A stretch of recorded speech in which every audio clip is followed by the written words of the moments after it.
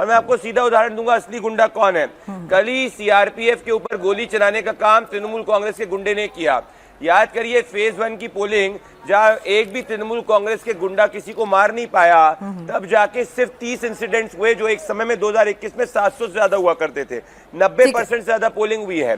बंगाल के अंदर जब भी पोलिंग ज्यादा होती है हमेशा वो तस्वीरें भी हम दिखा रहे हैं, ताकि आपको भी बता दें कि बंगाल की राजनीति रक्त रंजित है। अभी हमें स्वयं प्रकाश पुरोहित जी कह रहे थे कि आप नहीं दिखाते हैं, हमारे नेता पर जब हमला होता है तो स्वयं प्रकाश भी, आप भी देख लीजिए, प्रदीप भंडारी जी आप भी देख लीजिए, हिंसा दोनों तरफ से हो रही है और हम बतौर मीडिया दोनों तरफ की तस्वीरें आपके सामने रख रहे हैं। जी अपनी बात पूरी करें। कितने इनके ऊपर में चार्जशीटें हैं? अरे रुकिए ना, उन्होंने आपको चुपचाप से सुना, अब आप भी सुनिए। पिनाज जी 100 और ये तस्वीरें आप देखिए स्वयं प्रकाश पुरोहित जी, ऐसा नहीं है कि हमला सिर्फ आप ही के नेता पे हो रहा है। रुकिए ना स्वयं प्रकाश पुरोहित जी, प्रदीप भंडारी जी ने बहुत ही ग्रेसफुली आपके तमाम आरोपों को, तमाम सवालों को सुना, और तस्वीरें आपने जो कहा मैंने तुरंत दिखाई है, प्रदीप भंडारी जी ने जो कहा वो भी दिखाऊंगी ना। ठीक है प्रदीप जी, नहीं टिप्पणी आएगा ना सेकंड राउंड, ऐसे वो टिप्पणी देने लगते हैं आपकी हर बात पे तो दिक्कत हो जाती मुझे।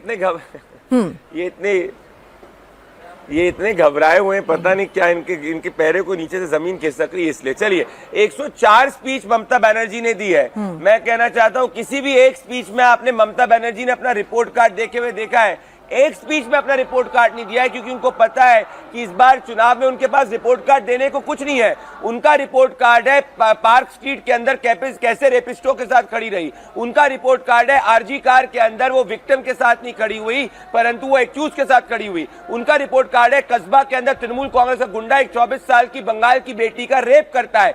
इनका रिपोर्ट कार्ड है कि ममता बनर्जी कहती है कि रात के 8 बजे के बाद पश्चिम बंगाल में महिलाएं घर के बाहर ना निकले, वरना टीएमसी के गुंडे उन पर हमला कर देंगे। तो ये चुनाव बीजेपी नहीं, तृणमूल कांग्रेस के खिलाफ पश्चिम बंगाल का युवा लड़ रहा है, जिस 40 लाख से ज्यादा युवा जिसको रोजगार इन्होंने नहीं दिया। तो आप 4 मई का इंतजार करिए। बात रही पिछले चुनाव में पश्चिम बंगाल के इतिहास में 5 साल में जितनी भारतीय जनता पार्टी ग्रो हुई, 10% से 38% तक, 5 सिंगल डिजिट सीट से 77 सीट्स तक कोई पार्टी नहीं ग्रो हुई। अब तो हमें 4% वोट बनाना है। इनका घमंड भी चूर चूर होगा। मैं भी बैठा हूं, आप भी बैठी है, ये भी बैठे, 4 मई को इंतजार करें। चलिए बस 4 मई का इंतजार है, उससे पहले दावे पूरे हैं। गार्गी नंदी रॉय, यहाँ पर हम आपसे समझना चाहेंगे, क्योंकि आप राजनीतिक विश्लेषक हैं, तो एक अनबाइज्ड ओपिनियन जो है पॉलिटिकल एनालिसिस करके आप हमें बताएंगी। बात में दम तो स्वयं प्रकाश पुरोहित जी की भी है कि भाई पिछली बार भी ये सब सर्कमस्टांसेस थे, जीतना था तो जीत सकते थे।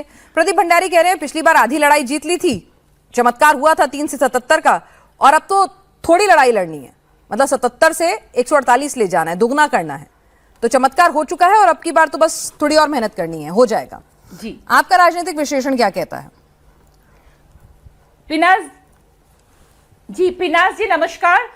मैं चमत्कार की बात नहीं बोलूंगी, मैं 4 फैक्टर्स बोलूंगी व्हाई एडवांटेज बीजेपी, ये मैं बात करूंगी।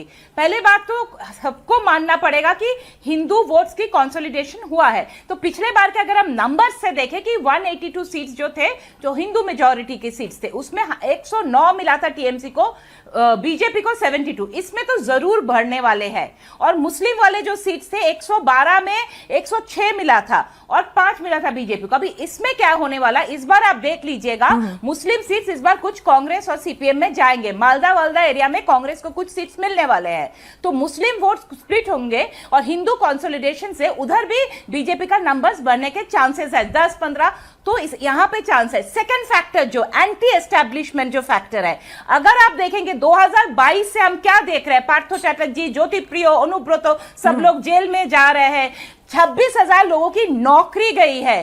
तो ये जो गवर्नमेंट सर्वेंट्स है उनको डीए नहीं मिल रहा है, लोगों के पास नौकरी नहीं है, तो एक एंटी एस्टैब्लिशमेंट एक गुस्सा है। तो क्या एंटी एस्टैब्लिशमेंट सारे वोट बीजेपी में जाएंगे? शायद नहीं, कुछ टीएमसी में जाएंगे कुछ, लेकिन एक मेजॉरिटी जाएंगे।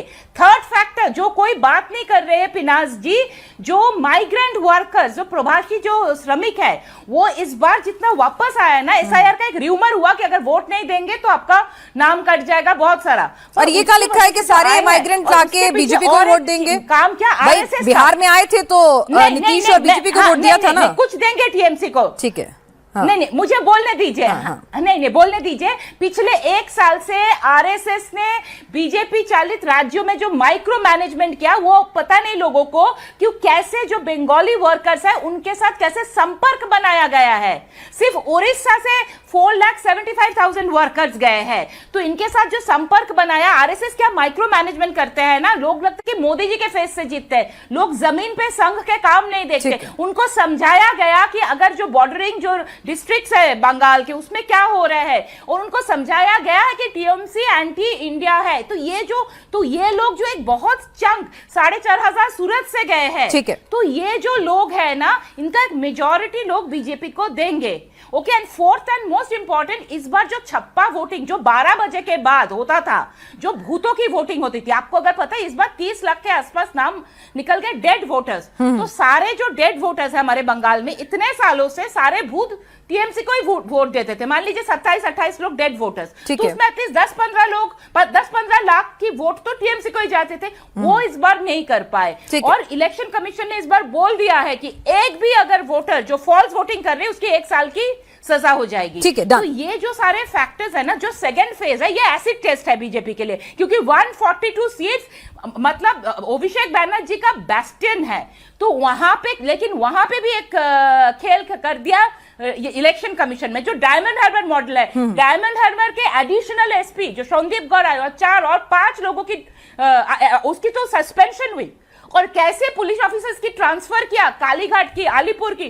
तो जो पुलिस फोर्स, जो मैकेनिज्म, मशीनरी टीएमसी को हेल्प करती है। चलिए, तो बीजेपी का माहौल पिछली बार भी था, टीएमसी की मशीनरी यहां से इलेक्शन कमीशन की सख्ताई की वजह से चली गई है, ट्रांसफर्स हुए हैं। 4 एनालिसिस आपने किए हैं गार्गी नंदी रॉय जी, अच्छा एनालिसिस है आपका गार्गी नंदी रॉय जी, इट्स अ गुड एनालिसिस। आपने बीजेपी की एडवांटेज बताई हैं।